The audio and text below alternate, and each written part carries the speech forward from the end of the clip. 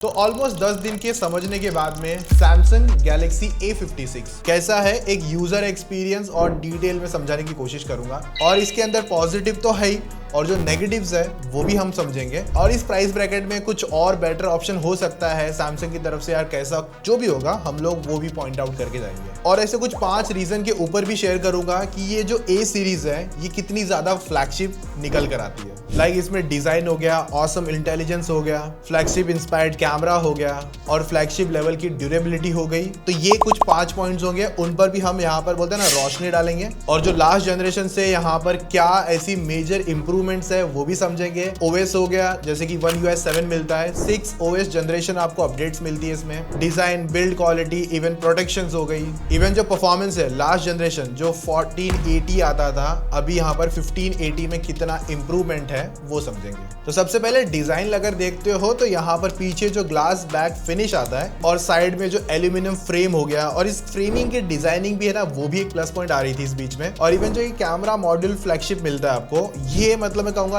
अपना जो S25 series launch हुई थी ना, उससे भी इवन बेटर और अपग्रेड के हिसाब से एक नया कैमरा मॉड्यूल देखने मिलता है। और अगर जब इसको फर्स्ट टाइम देखते हो इस कैमरा मॉड्यूल फ्रेमिंग को साथ में देखते हुए इन हैंड फीलिंग करने के बाद में सब कुछ आपको प्रीमियम लेवल का देखने मिलता है। बाकी इसकी जो गोरिल्ला ग्लास विक्टस प्लस की प्रोटेक्शन हो गई 10 दिनों के यूज में। और इसमें हाँ, डिस्प्ले में फ्रंट में कोई टेम्पर्ड कुछ नहीं लगाया था, बिना कवर के फोन यूज हुआ है। और लिटरली इसकी बिल्ड क्वालिटी एकदम मतलब जो नाम है Gorilla Glass Victus Plus, definitely उस तरीके से देखने मिलता है। बाकी weight, in hand feeling, comfortable, वो सब कुछ सॉर्टेड है। इवन फोन पतला भी निकल कर आता है। और सैमसंग का जो ये A सीरीज है उसके अंदर सबसे स्लिमेस्ट देखने मिलता है। बाकी देखो सैमसंग ने ना इस पर कुछ और चीजें ऐड ऑन कर सकता था, जो ये प्राइसिंग था उस हिसाब से, क्योंकि यहाँ पर आपको IP67 मिलता है। बाकी इसका जो लॉक बटन है वो मेरे थंब के हिसाब से आराम से रीच होता है। यहाँ पर जो वॉल्यूम है ना उसको रीच करने में मुझे थोड़ा सा लग रहा था, तो मेरे हिसाब से थोड़ा नीचे होता तो बेटर होता। बट अगर हाँ, इन चीजों की वजह से कोई डील ब्रेकर नहीं होता, बट ऐसे कुछ यूजर एक्सपीरियंस थे वो मैं समझा रहा हूँ। और जो इसमें ना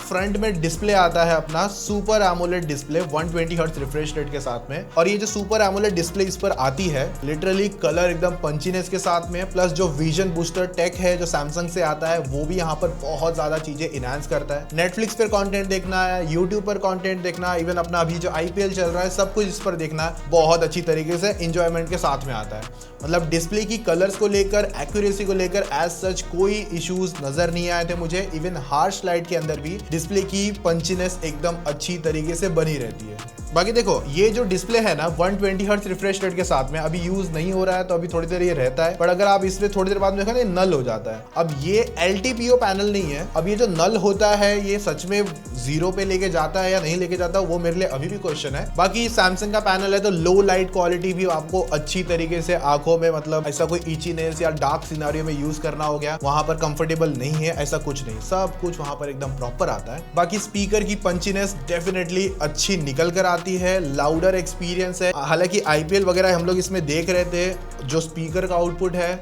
आराम से एकदम ऑडिबल रहता है और आपको एक अच्छा मल्टीमीडिया एक्सपीरियंस प्रोवाइड कर देता है। और इसमें नेटवर्क बैंड्स वगैरह भी सब कुछ अच्छे आते हैं, वाईफाई की कनेक्टिविटी भी सॉर्टेड रहती है, ब्लूटूथ भी सही है, NFC है और सैमसंग वॉलेट है। मतलब यहाँ पर आप अपना जो फिजिकल कार्ड होता है ना वो इसके अंदर एड ऑन कर सकते हो और इसी को एज अ क्रेडिट कार्ड या डेबिट कार्ड आप कह सकते हो यूज कर पाओगे। और सैमसंग का जो नॉक्स आता है तो उसकी वजह से जो फोन में जो प्रोटेक्शंस है, इनक्रिप्शंस है, वो और ज्यादा नेक्स्ट लेवल पर पुश हो जाते हैं। कॉल क्वालिटी एकदम अच्छी से आती है, आराम से आप बात कर सकते हो, ईयरपीस अच्छा है, स्पीकर अच्छा है और अगर आप रिकॉर्ड करना चाहते हो तो कर सकते हो। अभी इसके अंदर जो SoC आती है, प्रोसेसर है, वो Exynos 1580 है जो 4nm पे निकल कर आता है। और Exynos यानी कि सैमसंग ने इस प्रोसेसर को अपने हिसाब से डेवलप करा, मतलब उन्होंने ये प्रोसेसर बनाया। अब इसकी वजह से यहाँ पर सैमसंग फ्यूचर्स में जो अपडेट्स है उन चीजों पर, मतलब कभी कभी क्या होता है, एक सपोज आपने X ब्रांड है और उसने किसी और ब्रांड से एक प्रोसेसर उठाया, तो जब फ्यूचर कंपैटिबिलिटी आएगी ना सॉफ्टवेयर अपडेट्स को लेकर, उनमें वो थोड़ी बहुत इश्यूज आते हैं। बट सैमसंग का फोन और सैमसंग की अपडेट्स प्लस सैमसंग का ही प्रोसेसर, तो उनमें वो ना कंपैटिबिलिटी यहाँ पर इशू नहीं करेगा फ्यूचर अपडेट्स को लेकर। तो अगर आप देखोगे भी ना, ये फोन फ्यूचर पैक होके आता है क्योंकि यहाँ पर आपको 6 साल का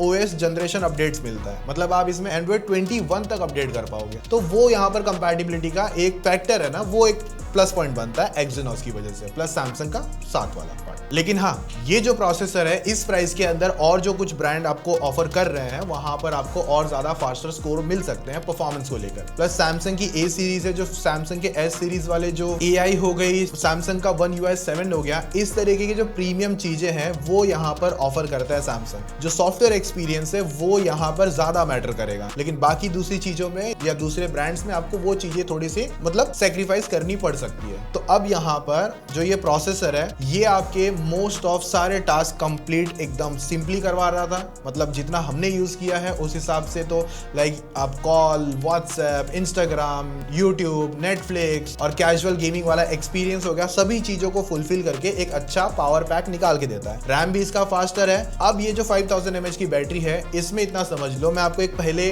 डेटा ही दे देता हूँ। इसमें पहले दिन जब यूज करा गया था ना इस फोन को, एक एग्जांपल, जब वहां पर जरूरी नहीं है, यहाँ पर कुछ गेमिंग भी थी, कुछ जैसे मैंने कहा वीडियो प्लेबैक, कुछ टेस्टिंग, कुछ कैमरास, इस तरीके से यूज हुआ है। तो पहले दिन ये फोन चला अराउंड 6.5 घंटे के आसपास, और तभी भी फोन के अंदर बैटरी स्टिल अवेलेबल थी। और जब रात को फोन रखा गया 5G नेटवर्क पर, वाईफाई से डिस्कनेक्ट कर दिया, तो 5G नेटवर्क पर ये फोन अराउंड 2 से 3% का बैटरी ड्रॉप करता है। उसके बाद में भी स्टिल बैटरी अवेलेबल है। फिर जब नेक्स्ट डे यूज करा गया वापस उसी तरीके से, जहां पर थोड़ा एक छोटा सा TDM, थोड़ा सा गेमिंग, थोड़ा सा कैमरा, थोड़ा सा परफॉर्मेंस, कॉल, वाईफाई, इस तरीके से यूज हुआ। मतलब ऐसे हैवी टास्कर की तरह नहीं, एक नॉर्मल यूजर जैसे यूज करता है उस हिसाब से अगले दिन ये फोन और 5 घंटे तक का बैकअप निकाल के देता है। तो ऑलमोस्ट वहां पर ये कुछ अराउंड 12 घंटे, 12.5 घंटे के आसपास का SOT निकाल के देता है। अब यहाँ पर एक यूजर भी है जो बहुत ज्यादा हैवी टास्क यूज करेगा, तो उसके लिए SOT जरूर कम आ सकता है। अब यहाँ पर ये 12.5 घंटे का जो SOT है ज्यादा आने का रीजन ये भी है क्योंकि यहाँ पर One UI 7 मिलता है, जिसकी वजह से यहाँ पर ऑप्टिमाइजेशन बेटर है, प्लस Exynos का 1584nm वाला प्रोसेसर है, वहां से भी आपको पावर एफिशिएंट मिल जाता है, जिसकी वजह से यहाँ पर बैटरी बैकअप अच्छा हो जाता है। तो एक सिंपल लैंग्वेज में आपको ये फोन एक दिन तक का बैटरी प्लस थोड़ा सा और निकाल के दे सकता है, इवन अगर आप इतने हैवी यूजर नहीं हो। बट अगर हैवी यूजर हो तो एक दिन से थोड़ा सा कम बैटरी बैकअप, मतलब एक बार और आपको फोन चार्ज करना पड़ सकता है। और बैटरी भी चार्जिंग स्पीड है 45 वाट, सैमसंग के स्टैंडर्ड से आपको फास्ट देखने मिलती है। और एक चीज है कि सैमसंग को है ना अभी शायद से सिलिकॉन बैटरी पे टर्न हो जाना चाहिए, और जब ये टर्न करेंगे तो मेरे हिसाब से ये 8000 या 9000 तक का बैटरी बैकअप तो मेरे हिसाब से निकाल देंगे। अगर आप गेमर हो तो वहां पर पहले तो ये फोन सिर्फ 30 FPS अनलॉक कर रहा था, बट BGMI की 3.7 की अपडेट के बाद में ये फोन अभी 60 FPS अनलॉक करता है स्मूथ पर। बाकी अदर सेटिंग्स पे मैं तो खेलता नहीं हूँ, मैं स्मूथ 60 पे ही खेलता हूँ मोस्ट ऑफ। तो वहां पर ये फोन आराम से मतलब आपको एक कैजुअल गेमिंग वाला परफॉर्मेंस निकाल लेता है। TDM खेलते हो 60 FPS अच्छे से निकाल लेता है, और इवन जब आप हैवी रैंगल वगैरह में फाइट लेने जाते हो तो वहां पर भी एक कैजुअल गेमिंग वाला एक्सपीरियंस आपके सामने आ जाता है। तो एक डिसेंट टाइप का गेमिंग परफॉर्मेंस आपको निकल के दे देगा Exynos 1580 के साथ में। और जब रही बात हीटिंग को लेकर, तो ऐसा ओवरहीट की तरफ तो नहीं जाता, बट स्लाइटली हीट कभी कभार देखने मिलता है अगर आप हेवी ग्राफिक्स पे गेमिंग करते हो तब, जैसे कि BGMI की बात कर रहा हूँ। अगर स्मूथ 60 पर हमने 1.5 घंटे के ऊपर गेमिंग कर ली है तब थोड़ा सा फोन हल्का सा गर्म हो रहा है। प्लस मैं कहूंगा मुंबई में तो गर्मी भी चालू हो चुकी है, तो जिसकी वजह से फोन अपने हिसाब से थोड़ा सा हीटिंग की तरफ जा ही रहे, मोस्ट ऑफ सारे फोन अगर कह सकते हो। ओवर हीट नहीं कह रहा, हीट की बात कर रहा हूं। प्लस इन्होंने उस चीज को संभालने के लिए VC चेंबर कूलिंग डाली है, तो जिसकी वजह से और थोड़ा सा प्लस पॉइंट निकल कर आता है हीटिंग को कंट्रोल करने के लिए। सिक्योरिटी के लिए इन डिस्प्ले फिंगरप्रिंट स्कैनर था, इतने दिनों में तो एज सच कोई इशू नहीं करा, हालांकि ये ऑप्टिकल फिंगरप्रिंट सेंसर मिलता है। तो रही बात कैमरा में जो सेटअप आता है वो आपको एक अच्छा नंबर मिलता है। अब मैं डायरेक्ट कैमरा सैंपल को लेकर ही बात करूंगा। फॉर एग्जांपल आप पोर्ट्रेट्स वगैरह ज्यादा खींचते हो तो सैमसंग का ये जो A56 है, मैंने इसके नॉर्मल पोर्ट्रेट्स हो गए, ह्यूमन सब्जेक्ट्स के कलर हो गए, यहाँ पर ऐसे कोई ओवर सैचुरेट कलर नहीं आते, एकदम अच्छे, और इवन मैं कहूंगा नॉर्मल टोन से थोड़ा सा ही सैचुरेट कलर आता है, जो कि बहुत लोगों को अच्छा लग सकता है अगर आपको ओवर सैचुरेट फोटोज पसंद नहीं है तो जहां पर पोर्ट्रेट्स पर आप 1x से 2x तक जूम कर सकते हो और एक अच्छा डिटेल आपके सामने निकल गया। मैंने बहुत टन्स ऑफ जो फोटो ट्राई आउट करे हैं, तो ह्यूमन सब्जेक्ट पे जो कलर्स है, एज डिटेक्शंस है, स्किन टोन्स है, मुझे तो यहाँ पर इंप्रेसिव देखने मिले थे। और मैं अगर बात करूँ आउटडोर में हार्श लाइट्स में भी जो कंट्रोल है, जो पहले HDR में मुझे थोड़ा सा इशू नजर आया था स्टार्ट के डेज में, बाद में ये इशू सॉल्व हो गया, और उसकी वजह से जो स्काई शॉट्स हो गए या हार्श लाइट वाले शॉट्स हो गए, लाइटिंग को अच्छी तरीके से कंट्रोल वाला पार्ट हो गया, अच्छे से आता है। इवन लो लाइट फोटोग्राफी के जो ऑप्शंस है और वहां पर जो आउटपुट है प्रोसेसिंग के बाद में, वो भी यहाँ पर आपको इंप्रेसिव देखने मिलता है। इवन कुछ ऑब्जेक्ट्स में कभी कभार कुछ इमेजेस में थोड़ा सा जिटरीनेस आया था, वरना मोस्ट ऑफ तो नहीं आ रहा था। 10 में से समझ लो 1 या 2 फोटो में कभी कभार वो पॉइंट हुआ था। और जो सेल्फीज है वो भी यहाँ पर आपको मतलब बोलते हैं ना, आंखों को अच्छी लगने वाली है, एज डिटेक्शन, और इवन मैं कहूँगा थोड़ा सा वाइडर एरिया भी कैप्चर करता है। ग्रीनरी कलर्स, नेचर वगैरह के भी कलर्स अच्छे से निकालता है। ऑब्जेक्ट्स हो गए वो भी अच्छे से प्रोड्यूस करता है। तो ओवरऑल जो कैमरा सेटअप है with ultra wide setup, day light में अच्छा परफॉर्म करता है और लो लाइट में बेटर परफॉर्म कर जाता है। तो ओवरऑल जो कैमरा है A56 में वो आपको अच्छा देखने मिलेगा। और अगर आप इसे S24 FE से भी कंपेयर करते हो तो थोड़े से 19-20 पॉइंट हो सकते हैं। थोड़े पॉइंट उसके पास अच्छे आ सकते हैं, थोड़े इसके पास अच्छे आ सकते हैं, थोड़े से इसके अच्छे होंगे तो उसके नेगेटिव हो सकते हैं। तो दोनों के कैमरा सैंपल तो मुझे आसपास ही देखने मिल रहे थे। हालांकि इसका भी कैमरा आपको मस्त तरीके से आता है। इवन जो वीडियो भी आप निकालते हो 4K 30 FPS मेन कैमरा से अच्छी खासी स्टेबल आउटपुट निकाल लेता है। एक डायरेक्शन से दूसरे डायरेक्शन में जब स्विच करना होता है तो लाइटिंग भी अच्छे तरीके से एक्सपोजर को कंट्रोल कर लेता है। इवन जो आप वीडियो रिकॉर्डिंग के अंदर 1x 2x में जूम करने वाला पार्ट होता है ना, वो भी अच्छा है। यहाँ पर स्लाइडर नहीं है तो जिसकी वजह से एक अच्छा आउटपुट आता है। और अगर आपको रिकॉर्डिंग के बीच में खुद को भी रिकॉर्ड करना है तो 1 सेकंड के फ्लिप के बाद में आपके मतलब जो आउटपुट को रखता है उसके बाद में आपको भी सामने से रिकॉर्ड कर लेगा, जहां पर ये फ्रंट में भी 4K 30 FPS रिकॉर्ड कर सकता है। और जो वीडियो रिकॉर्डिंग है वो भी अच्छी खासी स्टेबल आती है। हार्श लाइट में धूप में बहुत ज्यादा आधे घंटे के आसपास फोटो यूज करोगे तो स्लाइटली कभी कभार आपको शटर लैग देखने मिल सकता है। बाकी जो HDR फोटोज आते हैं वो भी अच्छे देखने मिल जाते हैं। नियॉन लाइटिंग वगैरह में आसपास में कहीं फोटो खींचते हो तो वहां पर भी प्रोसेसिंग के थ्रू आपको एक अच्छा मतलब जो AI आउटपुट है उसकी वजह से बेटर आउटपुट निकाल के दे देगा। और इवन नाइट सेल्फी हो गई फोटोज में और इवन वीडियोज में भी आपको सेल्फी आउटपुट अच्छा देखने मिलता है AI की वजह से। और AI की वजह से यहाँ पर फोकसिंग पॉइंट्स है वो भी अच्छी तरीके से इंप्रूव देखने मिलते हैं। और इवन अगर आप फोटो खींच रहे हो तो अगर आपको ऐसा कोई फिल्टर है जो आपको कलर एकदम मस्त लग रहा है देखने में, या आपने प्रीवियसली कोई फोटो खींची है और उसी तरीके का फिल्टर आपके या कलर ग्रेडिंग आपके आसपास आनी चाहिए, तो इस तरीके से ऑप्शन में सिलेक्ट करके आप उसमें इंपोर्ट कर लो उस फोटो को, कलर ग्रेडिंग वाली को। तो बिफोर एंड आफ्टर देख सकते हो, नॉर्मल मोड और विद फिल्टर ऑप्शन, तो आपको एक नया आउटपुट देखने मिल सकता है अगर आप उस तरीके की कलर ग्रेडिंग करना चाहते हो। बाकी सैमसंग का फोन है तो UI को लेकर तो आपको टेंशन नहीं लेना है। एंड्रॉइड 15 पे फोन आता है, One UI 7.0 है जो सैमसंग का लेटेस्ट है, जो इनके फ्लैगशिप सीरीज में भी मिलता है वो यहाँ पर भी है। तो जिसकी वजह से आपको पहले तो 6 इयर्स OS अपडेट मिलता है, 6 इयर्स सिक्योरिटी पैचेस का अपडेट मिल जाएगा। और यहाँ पर ये फास्टेस्ट है, एनिमेशन मस्त तगड़े आते हैं, रिस्पॉन्सिव है, स्मूथर एक्सपीरियंस मिलता है। और इवन AI के जो एक्स्ट्रा फीचर्स है वो मिल जाते हैं। For example circle to search हो गया,